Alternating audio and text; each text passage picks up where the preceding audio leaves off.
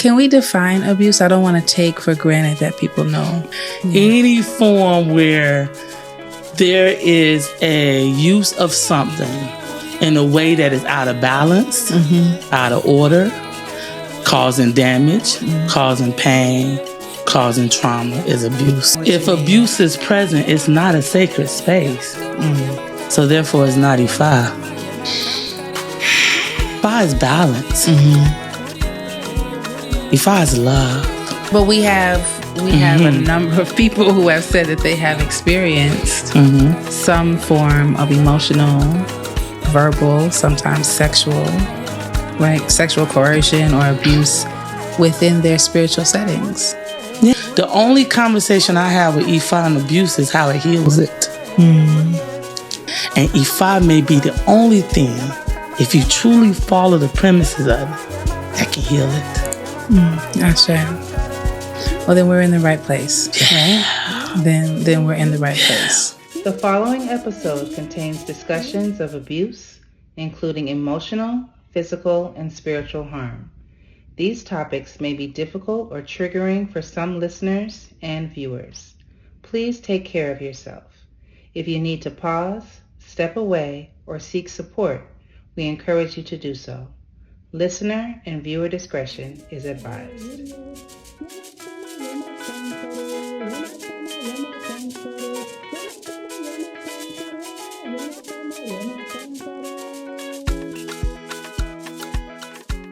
Ekaba! Welcome to another episode of Voices of Iwa. Voices of Iwa is a podcast that is sponsored by Iwa Lifestyle that amplifies the voices of women across the diaspora who are living and embodying our African traditions. This is a very special season. We have named it Courageous Conversations because we are truth-telling. We are really telling the truth about our spiritual communities. We are looking at our lived experiences, and we are doing the work that is required for us to heal. Today's conversation is one that's a little difficult, and it's also very necessary. Today we're going to be talking about abuse in our spiritual communities. We recently took, just to lay the foundation for the next two episodes, because we will actually spend 2 hours on this topic, we decided to do a survey, an anonymous survey of our audience. And about 80 people responded. We were trying to get to 100. We didn't quite get there. But some of the information that we received was actually, it was actually helpful to us being able to really look at the topic of abuse. So I just want to give you a little bit of the information before we start. So about 74.6% of the audience said that they had experienced or witnessed some sort of misogyny or patriarchy at some point in time. 67% said that they had experienced or witnessed emotional abuse and or verbal abuse against women. We also saw that about 47% said that they had witnessed or experienced verbal abuse against men, which actually was a little astonishing. 40% of the audience said that they had witnessed or experienced some type of sexual abuse against women. So these are just some of the preliminary data that we received. And we're going to actually keep the survey open because as we have the courageous conversations, right, we want to make sure that we are basing our conversations on the voices of our audience and not just our own lived experience, which is important, but also on your lived experience. So this was very important for us, and we learned a lot in a very short time, which we'll share with you. I want to remind you, and I'm going to remind you every time we have a courageous conversation, that these conversations are not meant to tear down our community in any way. The purpose of these conversations is so that we can open the door and make sure that the door is fully open to our healing and our healing as a community. And as a result, there will be some things that we will talk about and some actions that we will take together. We are grateful that you are here on this journey with us. All that to say, welcome, my sister. Welcome back to Voices of Iwa. I'm glad to be back. Thank you for being here with us. And thank you for being on this journey with me in these last couple of days. I mean, we're going to talk about all the things. We got 2 hours together. Okay. I appreciate that. Just in case these, people are tuning in for the first time, can you tell us a little bit about yourself, who you are, and reintroduce yourself to the Voices of Iwa audience? Well, I'm Iya Sangopeju. I am... Oh, no problem. So I'm happy to be here today. I'm happy to be in goodness. I am a therapist. I'm a mother. I'm a priest, Egbe, Ifa, and Shango, Gabi, AC. I am, I'm excited about this conversation. I know but I'm excited about the conversation because when you get excited about the conversation, then you can also change the energetic space of the conversation.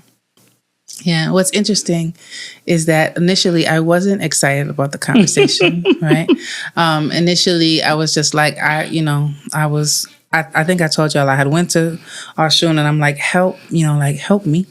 And that she did. Yeah, like that she did. And again, we're not trying to be cryptic. We'll tell you. We got 2 hours together. We'll tell you. We will tell you where we like how some of the things that you're about to hear came through and came about. We're going to start off our conversation in the first hour, kind of laying out some foundational understanding, right? And then in the second hour, we're going to make sure that we're going to lay out some specific tools and resources that we feel will be beneficial to our community. So you ready to jump in, Iya? I'm ready. Let me have me all right. Sip. Yeah. So the subject of abuse. Why is this even important to us, Iya? I think it's one of them statistics that everybody knows someone who has been abused. If you haven't been abused yourself, it hasn't escaped anybody's space. If you're living, if you're in the world, it hasn't escaped your grasp. You see abuse. You hear about abuse. You watch it on the TV. It's programmed into us every day. We lock doors because of abuse. We're walking around with guns because of abuse. We're doing all these things to protect ourselves from being the next victim. Yeah. So all of us have been affected by abuse in some form or fashion. Have you been affected by abuse? Oh, absolutely. Yeah. I think on one end, and when you experience abuse, the first thing is, why me? How me? Or, then it becomes, I bet you ain't nobody gonna do that again.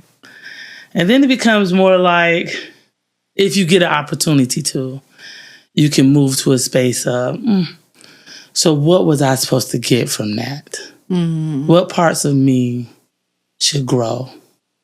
What parts of me need to heal? Yeah. Can we define abuse? I don't want to take for granted that people know what that definition is. The first thing that comes to my mind, it just says abnormal use. Any form where there is a use of something in a way that is out of balance, out of order, causing damage, causing pain, causing trauma is abuse. I heard you say once, anything that takes us out of the win-win. Yes. Yeah, there's and we'll explain it later on, but there's a space that I like to live in called the win-win. Yeah. Don't accomplish it all the time, but I do try to stay in that space. And the win-win says is that if you don't win, and if I don't win, we don't even play the game. We don't interact with each other if we cannot both see a win. And that's something we're so unaccustomed to. We're not accustomed to someone seeking my win. as much as I'm seeking my own win. We feel like it has to be either or. Right. Like I'm going to win and you're going to lose. And anytime the win-win is not considered in any relationship, abuse can occur. Mm-hmm. That makes sense. So but we're talking about spiritual spaces. We're talking about our beloved Ifa. We're talking about the Orisha. Mm-hmm. So how does abuse enter into such a sacred space? Oh, well, I'm going to first say that I completely separate the idea of Ifa from abuse. Okay. Tell me what you mean. If abuse is present, it's not a sacred space. So therefore, it's not Ifa. Okay, I get it. I understand. Ifa is balance. Mm-hmm. Ifa is love. Mm-hmm. But we have a number of people who have said that they have experienced some form of emotional, verbal, sometimes sexual, right? Sexual coercion or abuse within their spiritual settings. Yeah. So you're saying, and then this is where Ifa is absent. Absolutely. Yeah. Yeah, you gotta take that in. Absolutely. Yeah. The only conversation I have with Ifa and abuse is how it heals it. I see. But I will, and I will speak to a bigger issue. Okay. What we're talking about when we're talking about abuse is a human condition. Mm-hmm. It's a human condition that everybody, black, white, blue, purple, orange, yellow, have been subjugated to. Mm-hmm. It's a result of a system that creates using humans as animals, making people fight to eat. We live in that system now. Right. Right. Where the war between genders and age and elders and young people is running rampant. Mm-hmm. Everybody feels like they got to get over on someone else. I got to win. I have to win. And you have to even lose. if that means you lose. That is where abuse lives. And that's a human condition. And Ifa may be the only thing, if you truly follow the premises of it, that can heal it. I sure. Well, then we're in the right place, right? Then we're in the right place. So, break down give us some understandings of like maybe some of the components of abuse and the things that we may need to know and understand about abuse. It makes me want to tell a story because I'm a great storyteller. You're an awesome storyteller. That's what I do. Something that I've learned about you in the last couple of days. You're an awesome storyteller. I'm a storyteller. So if I'm going to tell it, I need to tell it a story. Okay. And I want to tell it in a story of how Ifa was beneficial in healing me and my family from abuse. Okay. So it's a personal story. I'm going to do my best to hold it in the water. But I would tell it for the sake of healing. Okay. And I would tell it for the sake of, I would tell it with the permission of my mother because she was one of the main characters in the story. And so before I came to talk about this, I asked for her permission. I think before we talk about people's pains, we need to ask for permission. That's one form of abuse we can stop easily. Yeah. Stop talking about people's pains without asking for their permission. Okay. Sure. So what made me become a therapist, what deepened my spiritual path with Ifa is on the essence of abuse. I was a young mother. I was 21. My mother and father, I was newly into Ifa as a spiritual system.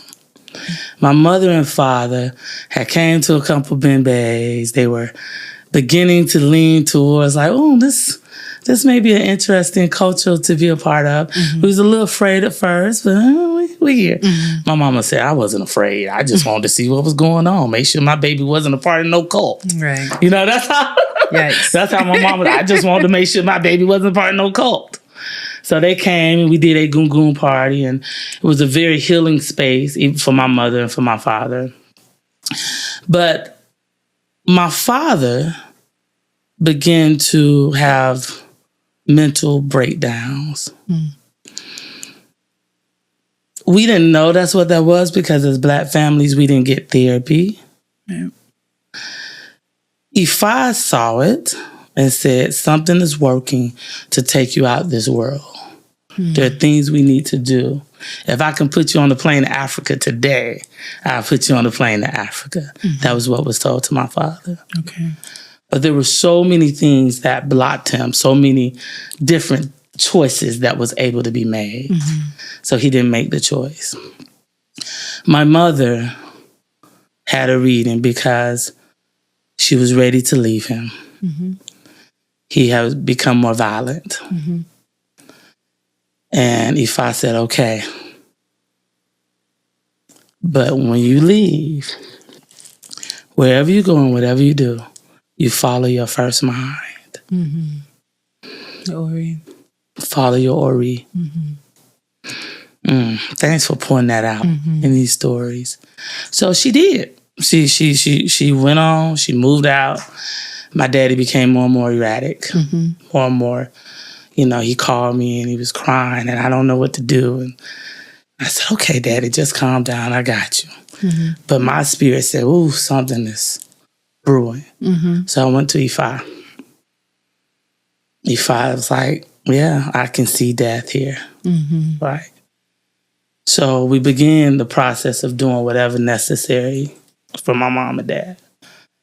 But my mama was supposed to come to Atlanta to go to a Bembe. But she ended up not going, so she went to church, right? And so she went to church and she got up and said, I think I'm going to pay my tithes today.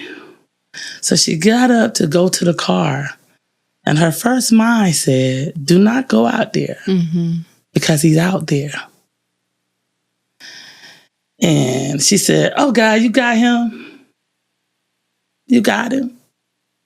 So he went out there anyway.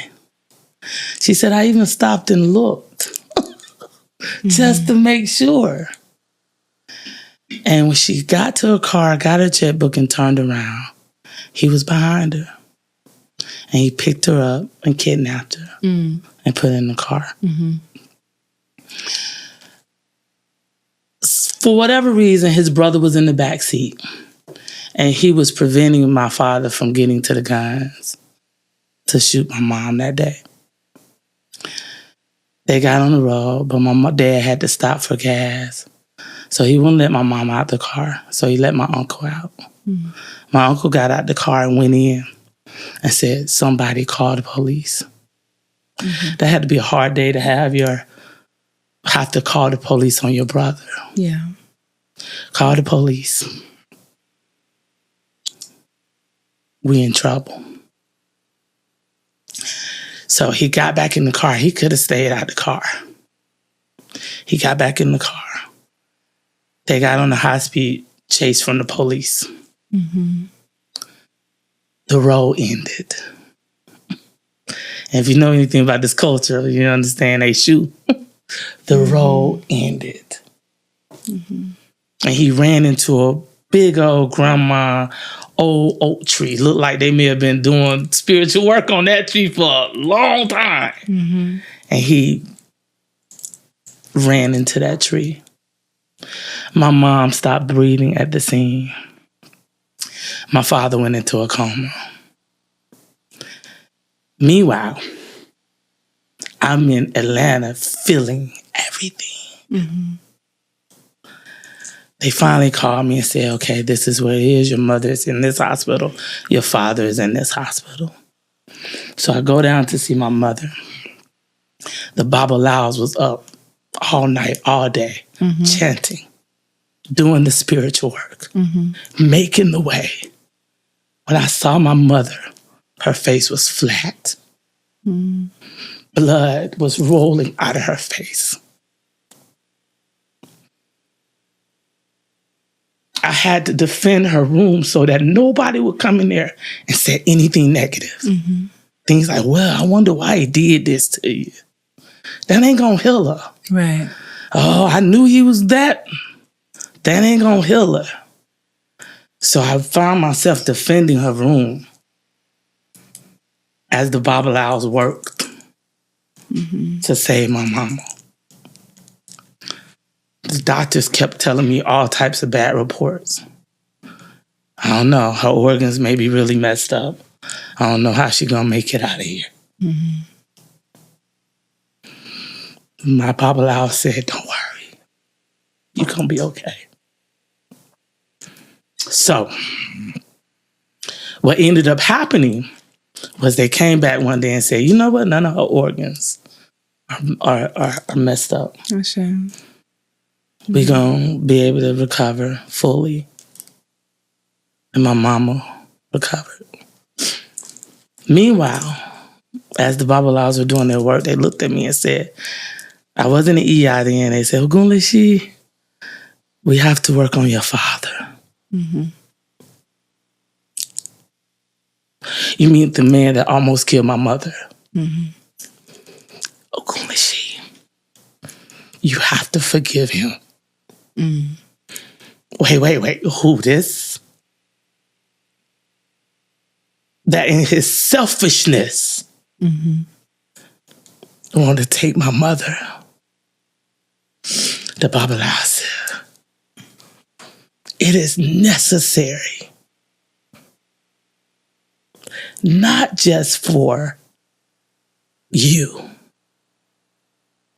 It is necessary for your children.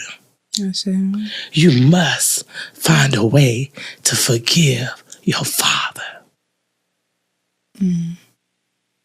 Because my unforgiveness as a woman, as a representation of the female energy, could have been blocking his healing. So I said, okay. I kneel before Ogun. And I know there's some people say, you ain't supposed to kneel before Ogun.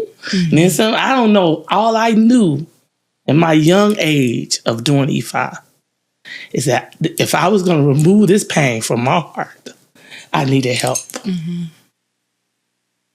And so I prayed to Ogun. I said, Baba Ogun, please help me to remove the parts of me that cannot forgive. That was major. Not just for me, but for my children.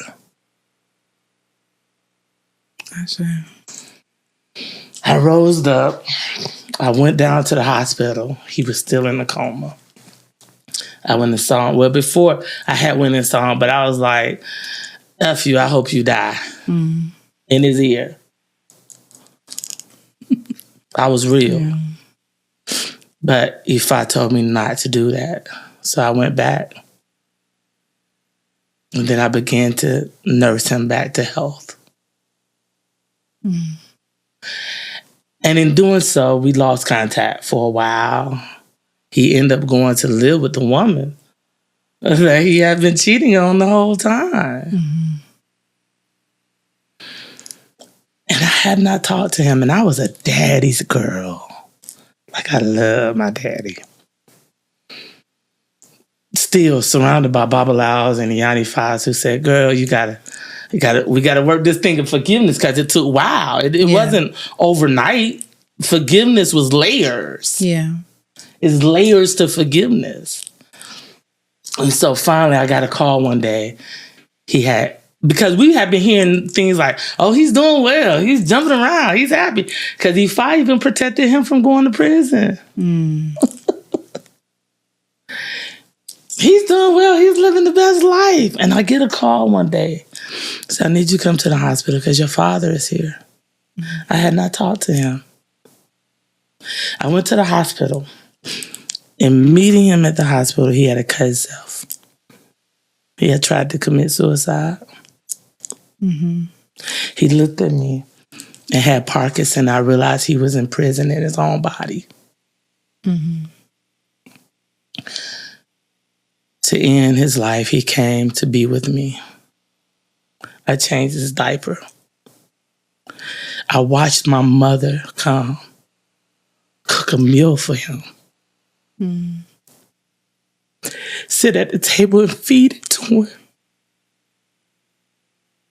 And say to him, you don't have to suffer anymore. I forgive you. Mm-hmm.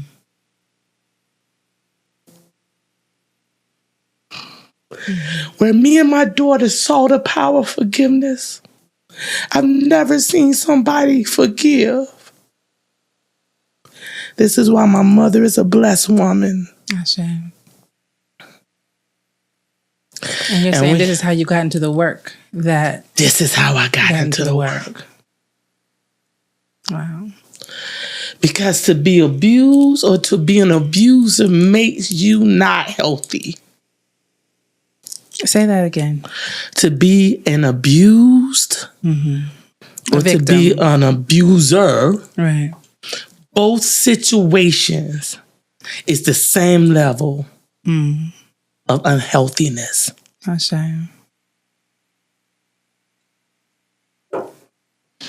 There is someone who... I'm sorry. It's okay. You want to take a break? We can take a break. I just need tissue for a minute or something. We can take a break.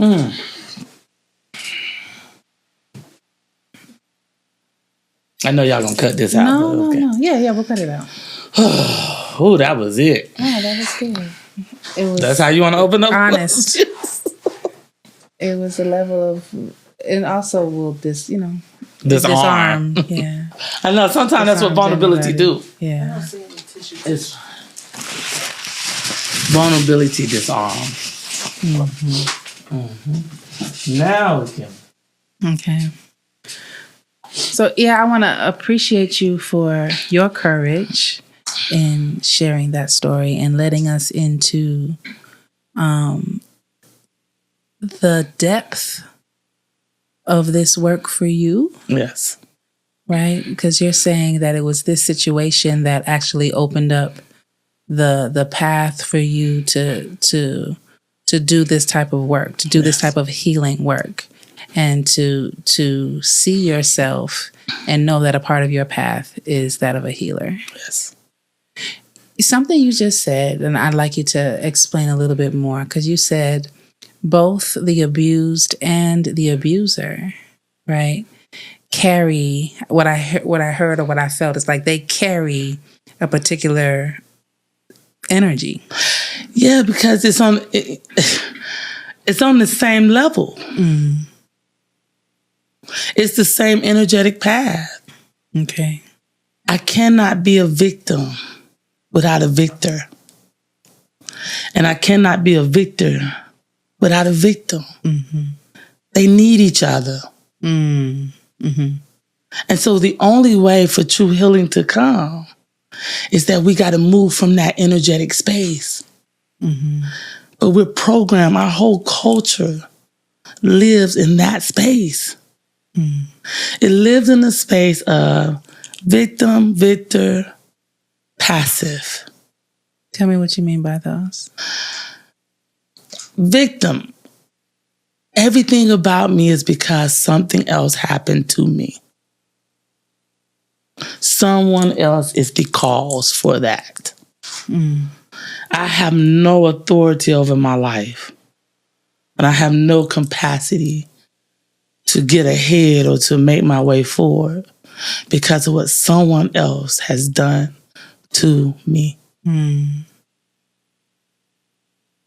Okay. Victor. And sometimes victor can look like survivor. The positive side of victor is survivor. I made it through.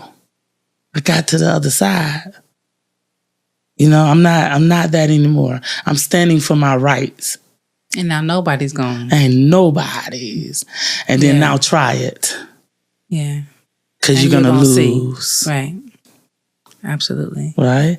And so it's how victims even become. Right. Right. The story that we have to tell ourselves to to feel like we have made it out of victim mode, right? Is to possibly become the victor. Yes. And then passive is like, man, I can't do nothing about none of this stuff anyway. I'm just gonna stay out the way. As long as it don't come my way, I'm all right. That's them over there. You know what's interesting? What's that? As you said that, yeah, I'm thinking about the survey and the amount of people who said that they witnessed. Absolutely. Right? Like, even if they didn't experience abuse directly, there were way more people who said they witnessed it. Witnessed verbal abuse, witnessed emotional abuse, witnessed financial abuse, witnessed sexual coercion or sexual abuse in some kind of way. Right? Then actual experience sometimes. Yes, then those that experienced, right? Yes. So in that vein, if they did not speak up or say anything, then they are passive aggressive. And then therefore, by what you're saying, then they play a part of the problem. Absolutely. Shit. No, I mean that just settled in. That just settled in. This is major, Iya. Like, what? I have all kind of thoughts, and we've been talking for days, and now we're here again, right? We're here, and I have all kind of thoughts. What is it? Why is it so hard for us to speak up? Why is it so hard for us to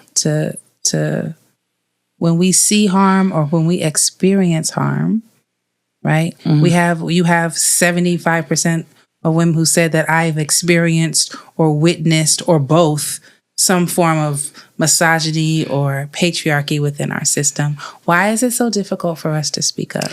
Okay, what I'm going to say going to sound, and I notice I can say things, and if you've been in hard positions, it can feel like I'm being insensitive. Okay. But I want to be clear, I'm not, okay? But the reason we don't speak up is because there's a benefit. Tell me what you mean. The benefit may be simply not facing my fears. It's scary shit. Yeah. It could be scary to face yourself. Yeah. It is scary to face yourself. But understand that's a benefit. So if you didn't speak up, it's because you benefited from not having to face that fear. Because I'm thinking like people may not feel like I didn't benefit. I just didn't say shit. Like how do they benefit? By not being in conflict. Okay. Conflict ain't easy. Conflict is not easy. It's another courageous conversation we're going to have. not be in conflict. So I won't speak up. Even if it's taking the soul away from a sister or a brother. Okay. That's passive. What are the consequences of being complicit then? What are the consequences of that type of silence for us? You're constantly in secondary trauma. What's secondary trauma? Secondary trauma is where you're seeing things secondhand that is hurting you too. That is affecting you too. That's causing an issue for you too. Okay. So like as therapists, we live in secondary trauma all the time. We got to hear the traumas. We got to process that in our own bodies. This is in my therapy now. I'm just learning how to. My therapist would ask me, like, where does that feel in your body? And for the life of me, for a good year, I would be like, what the fuck is she talking about? Right? I'm like, what? Why is she asking me that? And what? I don't feel none of this in my body. But I am a survivor of sexual trauma as a child. And so I learned to dissociate. Right? And so when asking me how something felt in my body was like, I don't feel nothing in my body. What you talking about? But I didn't put it together until one day, as I was talking, I was like, oh shit, and had to do some major work around even learning how to feel in my body again and be able to associate emotion with my body. Yeah. Like the mind body spirit complex is you're talking about being in survival. Yeah. You know, and having and coping with whatever it is that you went through to survive the situation. Yeah. You know, I wanna give some more attention to this thought of victim, victor, and passive aggressive. Can you give us some? Can we use like maybe a example in our spiritual community? Not like a real example, but like just like a. Can we put some meat on that and have some deeper understanding around it? I'll do it for you in a way that doesn't deal with a specific like abuse per se. If I come in and say someone put a root on me, I am now a victim. I am saying something is going to happen to me that I have no control over. And it's because of someone outside of me by which that is happening. Okay. Victor is, you mess with me and I'm going to put a root on you. Right. It's like, right. That's the victor. Passive, I ain't involved in none of that stuff anyway. That's just some... Even though you just heard yesterday somebody say that they was going to take a chicken to Shango to deal with such and such. Yes. Those are good examples, Iya. Thank you. Because I wanted to make it plain for people. That's abusive of the spirits. Absolutely. Absolutely. Like they don't have better things to do. I don't think we realize when we abuse spirits. I believe... And and spiritual abuse was one of the topics of the conversation, right? And another space where people said that they felt, I'll find the statistic maybe, where they felt like that was dominating spiritually. 64.2% felt like somebody was trying to use power and control in some kind of way to dominate them spiritually. These aren't small numbers though, and I know we didn't, we didn't talk to 1,000 people, and we don't need to, right? So even as I say that, we don't need to. But just even if we talk to 80 people and 60%, 64%, 75% of 80 people have witnessed, experienced, or both, right? Like that is enough to open our eyes and to say that something needs to happen, something needs to be done, something needs to change. I think what we've been doing hasn't worked. What have we been doing? We can just name it. Courageous conversation. What have we been doing? We're hollering about it. We're demanding somebody to take action on it. We are doing all kinds of things to just expose the abuse. However, we haven't done a thing to heal the person to get out of victim mode. I think, we also sometimes just sweep it under the rug and act like we don't see that shit too. Like maybe in certain instances, passive. I think you have a very progressive Eli, right? And seriously, like as a trauma-informed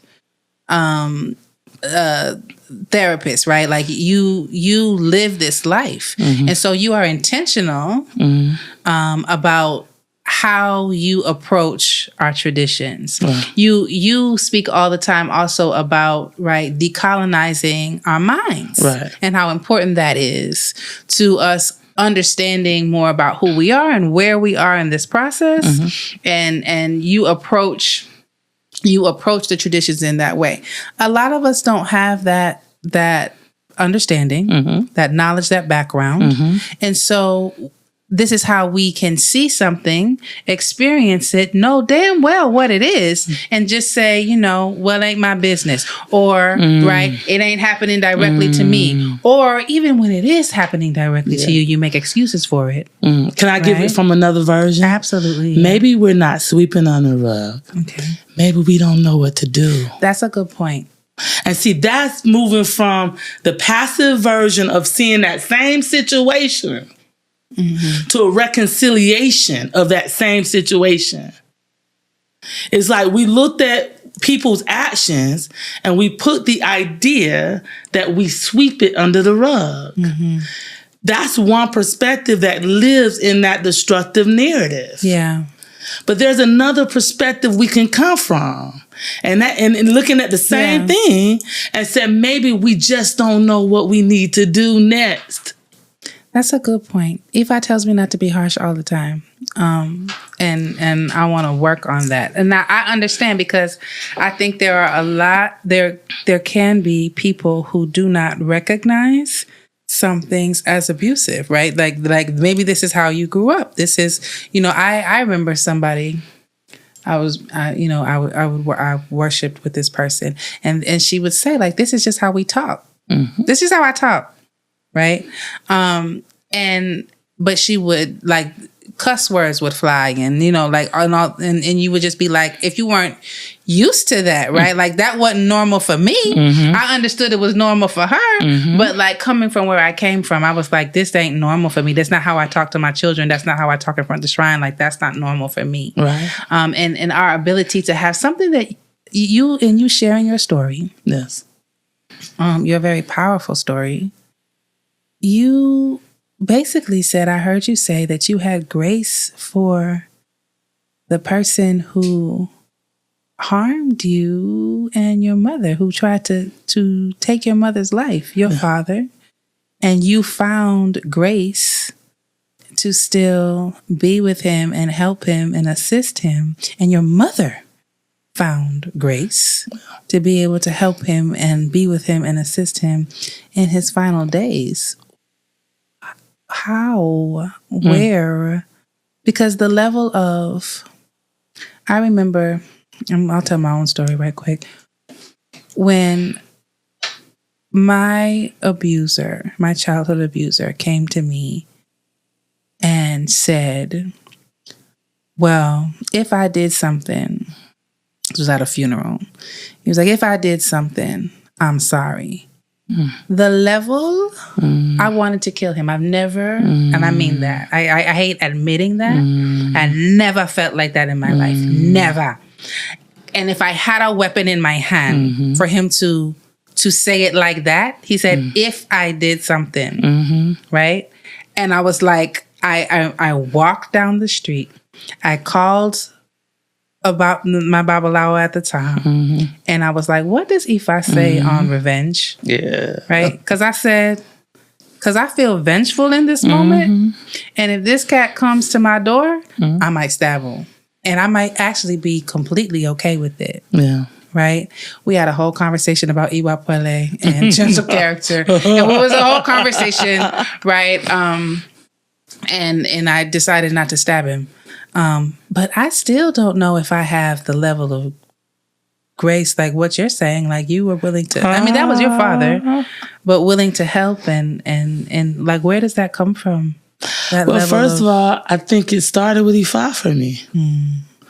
See, growing up Christian, I learned something called obeisance. Right?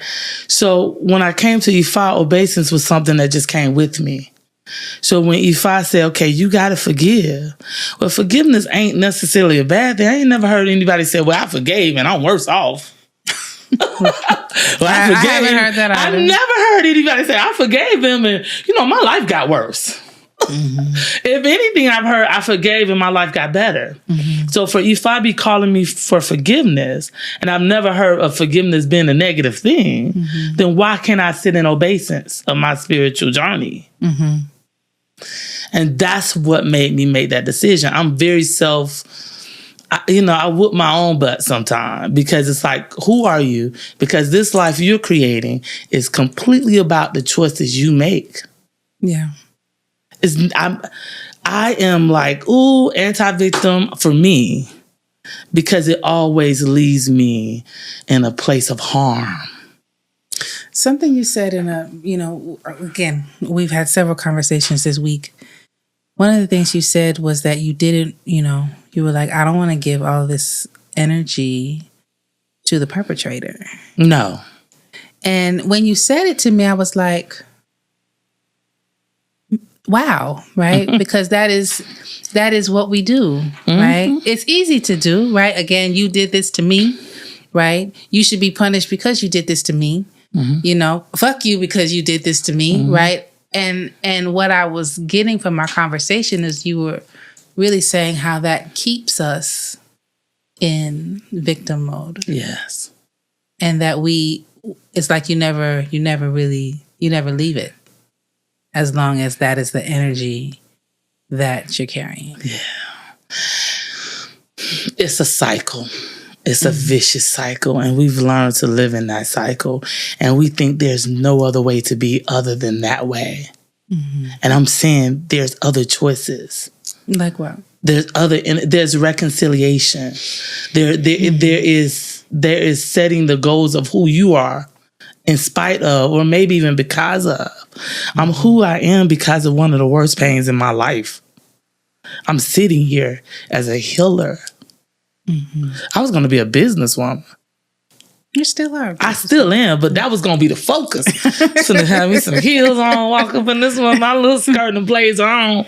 But when my father did what he did, I said, I need to go understand the mental space of people and how we got here to a woman he loves. Talking about complexity of love. The woman he would have never not wanted to be with. The woman in his dementia self he calls and wished for. I am amazed at how much compassion you have. I mean, I really am. And we done talked a couple of times, but I am amazed by it. There's a level of empathy and compassion that you have that I'm not sure I've ever heard anybody speak about in terms of an abuser. Yeah. My first work was working with men in Atlanta who were having to take abuse classes.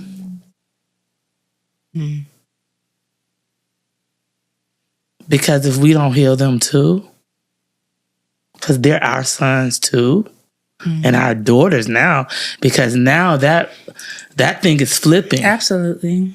Right? If we don't heal that, we just leave a world unhealed. Because we need each other. And I wouldn't want to give the impression that, right, that abuse only happens at the hands of men in any kind of way, because I've had abuse in our traditions also happen at the hands, emotional abuse happen at the hands of women. Yeah. Physical. Yeah. I just the other day, the police was down the road and a woman was hitting the man in the car and she said, "Let me out and stop putting your hands on me." And that woman, he got out the car, she was chasing and going across the median with the car. That's not emotional intelligence. That's not just anger. We need help. If we think that it is okay to take something from someone's free will, to walk away, to not participate, that's a deep sickness. To need to control the movement and the behavior of someone else. And I don't care who that comes from and for what reason it comes. It's a sickness. In the space of spiritual tradition, of our spiritual tradition, how do we, like, for a person who is listening to this and maybe coming into the realization that, like, oh shit, right? Like, I feel like I'm, right? I don't feel the win-win. I feel like I might be being controlled. I'm not sure if this is coercion. What should they look for? What should they be aware of? Or I'm gonna flip the question. Thank you for allowing me. You have ignited something in me where I even have some damn curiosity about it. Yeah, because I don't know I did before. Or if you are in the victor place, and you're not sure if you participate in patriarchy and misogyny, if you are a person who is trying to financially, spiritually, or emotionally control someone, if you if you're questioning in this moment as you're listening to this, do I fall into that category? Yeah. Pay attention to when someone tells you no. How do you respond? If someone can't give you a clear no without you continuing to pursue past the no, then you may need to check. You may be pushing too far. Whether it be intentional or just because you're trying to convince. Because we grew up in a society that has taught people to push for what you want. Don't take no for an answer. We have a whole society that teach salespeople not to say no for an answer. Yeah. So they Keep call asking. you and they like, but nah, I said no. We was learning in schools how to pursue for the sake of capitalism. So do you think we're not going to pursue for the sake of whatever else we think we want? Sometimes without the consent of others? Yes, check that. Because that's not okay. Do you get mad? Do you then try to convince? Do you then try to tell them that? Do you then gaslight? You know they like to use gaslight. Do you like to tell them that, you don't never do nothing for me? If those things come out your mouth, then you may need to check that. Because it says 2 or 3 things. It says either you need to control what they're doing, or B, you're giving too much of yourself and you feel like you're expecting them to return something in return and they don't, which then makes you a victim of them. And then what happens to victims? We get mad and now I'm going to make you. It's a cycle. And so then maybe, is it accurate that if I feel like I can't say no, then maybe I may be... That's another one. That's another one of them flags. Yeah. If you feel like you can't say no, you got to ask yourself why. Is it... See, this is where the complexity comes, right? Is it why? Because you ain't used to saying no in your life? This is how you've been conditioned? Is it why? Because you've experienced some threat from the person you said no to before? Okay. Right? So, and that may need you sitting down with therapists to process why you can't say no. Is it the person you with? Or is it what you've learned? Yeah. You understand what I mean? Absolutely. Okay. So we got to get a little bit more, we got to know ourselves a little bit more. We got to get a little bit self-aware about where the different parts of us is coming from. What was the reason behind? I call it the gremlin. What's the gremlin thought behind it? What's the limiting belief? And you know, with gremlins, like we walk around with these limiting beliefs and gremlins all day long. And then all somebody got to do is pour a little water on it. And what happened in the movie? Right. They just put some light on it. Right. Yeah. So we're walking around with these little gremlins. We're walking around with these little gremlins within our belief systems. And whether it started from before or it started because of current day events, it still has affected us and we haven't processed where it comes from. A couple of years ago, I read a book by Miguel Ruiz, same guy who wrote Four Agreements, and The Mastery of Love. It's the mastery of self. And in The Mastery of Self, he talks about your victim and your judge. And this conversation we're having now is reminding me of that. He was talking about, and I do this because the whole time I was reading the book, I would listen to the book while I was walking around the track. I would see them as like, they were like on my shoulder and my victim was just yik, or my judge, right? And what this conversation has helped me to even think about is how I've had zero compassion for, and I don't know, that may be hard for people to get. I think there's a level of healing there's really a level of healing that you have to do to be even cognizant of wanting to have a desire to be compassionate with a abuser. However, in this case, I'm just getting to this, my aha moment. In this case, you may have a babalawo or an Iya Nifa, right, or a priest or somebody that you like them as a person, right? And you have found that there are certain spaces and places where you don't, like you've seen some behaviors that you don't like. Maybe they're aware of them, maybe they're not, right? But it's an opportunity, right? It's an opportunity to, one, kill your victim. I don't know if kill it is right, but like totally diminish it, right? Thank you. Better Heal words. the victim. Better language. Heal your victim and also your judge, right? So that you can, that's what it takes to have a courageous conversation. Yeah. Because when you come to the conversation, you don't want to be in victim mode. You also don't want to be in judgment mode. You want to be in curious mode, as a matter of fact. That's reconciliation. Right? Ashe. Tell me about that, son. So if I told you my daddy's story, then you would see him as a victim.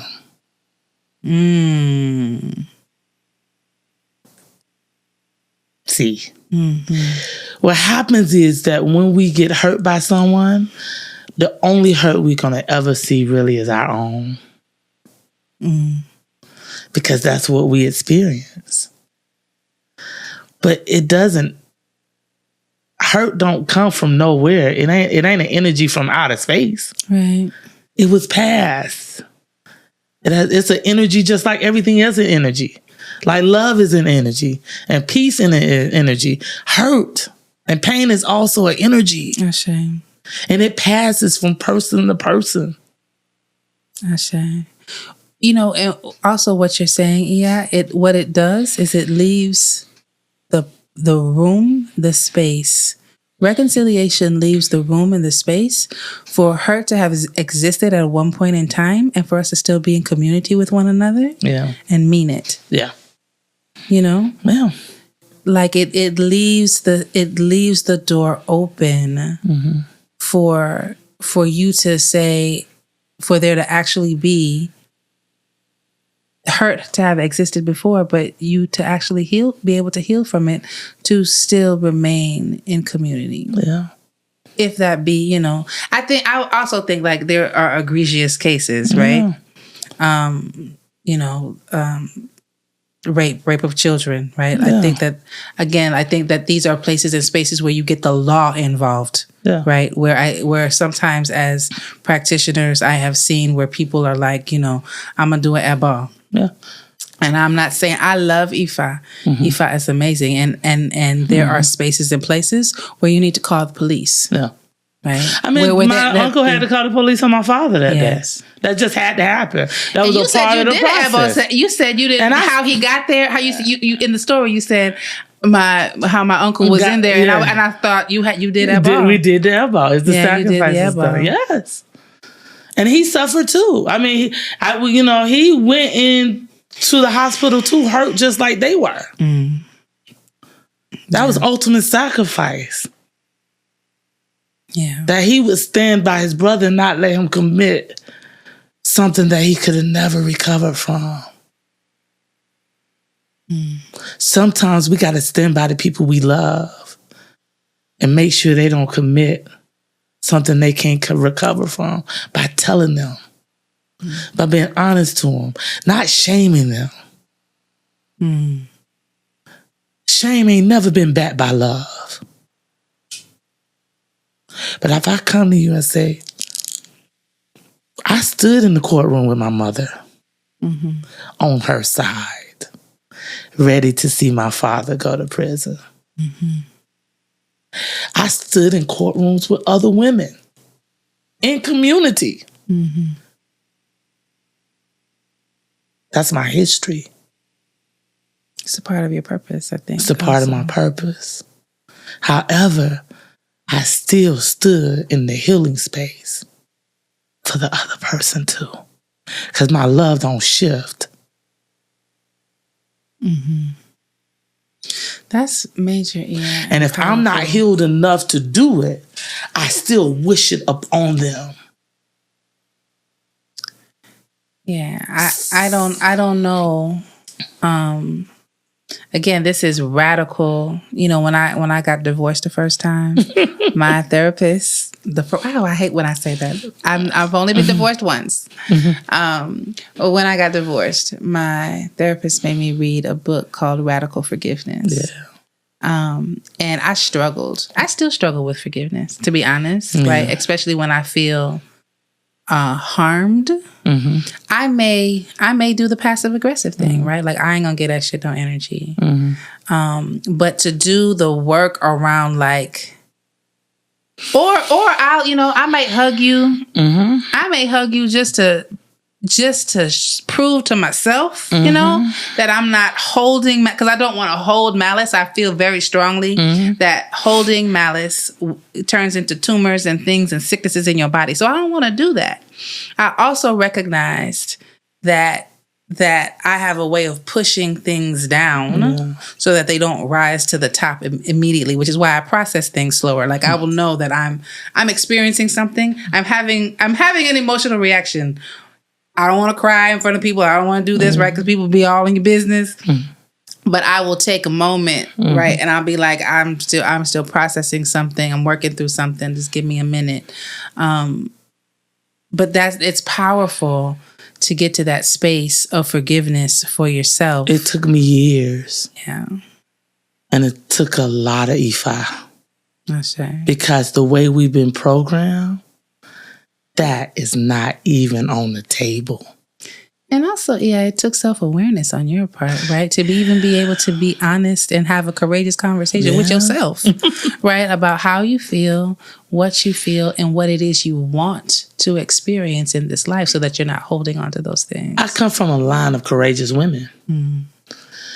My mother, after this, and she had moments where she wanted to go blow his brains out. Let's be clear. Yeah. You're going to go through that's the grieving process. You're angry. When you're hurt, you're going to grieve. Grieving don't just happen when you have like a lost death. Grieving happens when anything about your essence feels lost. A shame. So you're going to go through anger, denial. I can't believe they did that. You're going to go through all of these cycles, and you're going to go through them like a spiral. You just when you thought you got out of it, you're going to go right back through it. Understand you're in the healing process. But this is why we need community. Because while you heal, then other people in the community can also create healing in other spaces. I'm not saying that you, the person, should go and implement the healing. You have to heal. Now, if you come to a place in your own self where that healing allows you to re-extend your permission for them to heal as well, amazing. But at least don't add harm. Don't you go to being the victor now. So we're gonna take a pause right here, and we're gonna come back in the next episode, and we're going to talk a little bit about how you and I got here, and also about solutions, right? You were talking about community, and the importance of community. And we have some specific things that we want to offer, right? And so we'll offer those things. And before we go, though, I do want you to just talk a little bit about Ifa men's, right? because what I'm thinking is that you may be watching this episode and it may have stirred something in you, right? You may say, I ain't never forgiven my, I don't have no empathy for my abuser. You may think, I don't abuse people. I'm not sure. You know what I mean? Like there may be a lot of thoughts that are happening in your mind, and we want to offer a resource to our community. And this will be the first time you hear about it. In the next episode, we'll just talk about it some more. But can you just talk a little bit about Ifa Men's before we break? Okay. So this work that we're doing, we knew that if we were going to start this conversation, we had to create a space for healing to happen, right? It's one thing to say to people, heal. Go heal yourself. Right. And another thing to say, well, how? Yeah. Right? So it got us thinking about what is really needed for us as a community. And so, I thought about Ejiobe, and I thought about the concept that Ifa means a broken world. Yeah. When I told the story, I was telling the story about how Ifa moved me from the traditional responses to abuse to a more profound state of actually wholeness, which is what I'm presenting. Let's move to a state of wholeness. Yes. So Ifa means, it started off with just the idea of you can call if you feel like you've been a victim, if you feel like you've been a victor, if you feel like you need mental help, if you feel like you need a spiritual coach, if you feel like you need to understand something because you don't know if you're afraid of something because you just afraid of it, or if you're afraid of it because is culturally how things are done. Yeah. Or if you want to be able to explore information about Ifa in a safe way and be, given to Iyalodes and pointed to Iyalodes that agree to be trauma informed and agree to make sure we're about the healing process, we have a number for you. And it is, 844 Ifa Men's. That's IFAMENDS. And so that number, and if you're a person that's hearing this story and say, I want to help with the healing process, then it got bigger. It's like we got people that's hungry sometimes. Yeah. So if you in the community and you need food assistance, call the number.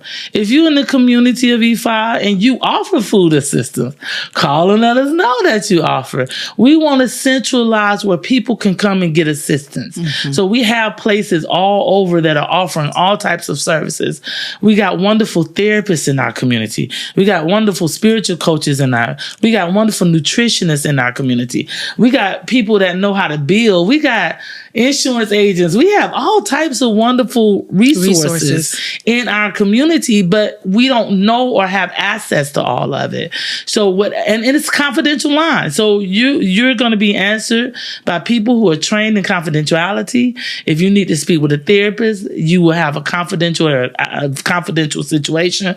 It is not here for us to take that on who doing what in the community, but it is here to say, if you need support, if you need healing, if you need help, whatever it is, call it. If you want to offer it, if you want to join the movement of healing, if you know, because all of us who practice Ifa knows the power of Ifa. We know how Ifa has mended different things in our lives. We know the beauty of this culture.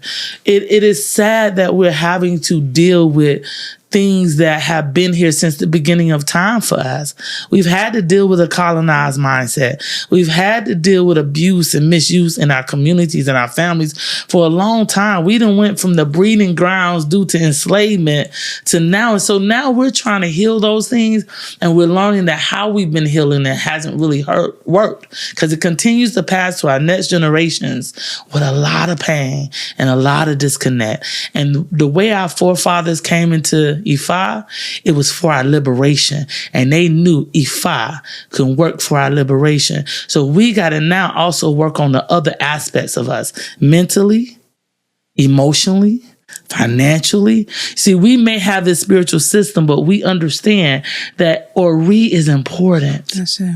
And if your Ori is not able to fight for you, go bring goodness to you, have you in alignment with your destiny, have you protected, we want to work to build and empower that process. So, and we know if you ain't eating, you ain't want to hear nothing about Ori. Right. If your child ain't got food, I get it. So call for whatever needs you may have in the community. And if you're one that says, okay, I'll be a person you can call if there's a need in the community. I will be an Iyalode. Somebody need diapers, call this Iyalode, and we'll connect these things so that our people, because especially now in this society where we have food stamps cut off and all types of crazy stuff, People work better when we come together and we're not divided. And if you're hurt, if you are needing something, if you're seeking Iyalodes that are trauma-informed, that understand what it means for you to be raped, and so when you come into space, certain behaviors may not work for them. If you want that, if you need that, call 844-IFA Men's. Ashe, we're going to talk a little bit when we come back.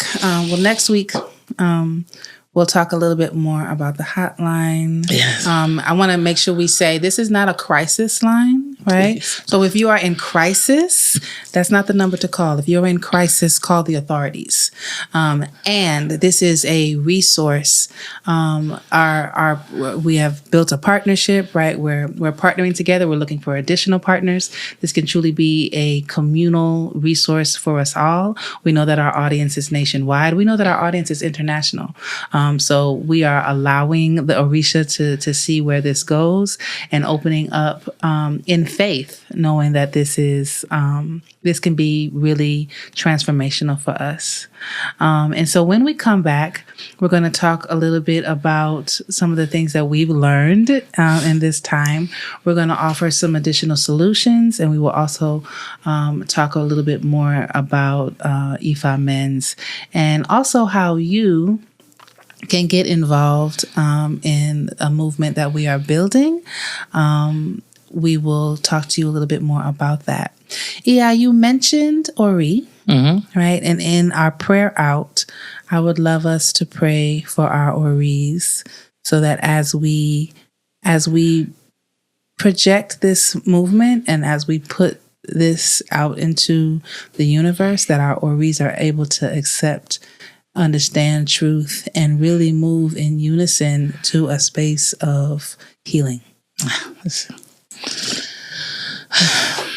We pray that our Ori raises us to the vibrational levels that allow us to live the highest level of ourselves. We pray our Ori gives us the options and possibilities not to be a victim, not to be a victor, not to be in passive-aggressive, but be whole, to be inspiring to others, to support and to help the liberation of all of our people. We pray that Ori allows us to find peace. We pray Ori allows us to find joy and happiness. We pray Ori helps us to find forgiveness. We pray Ori helps us to find healing.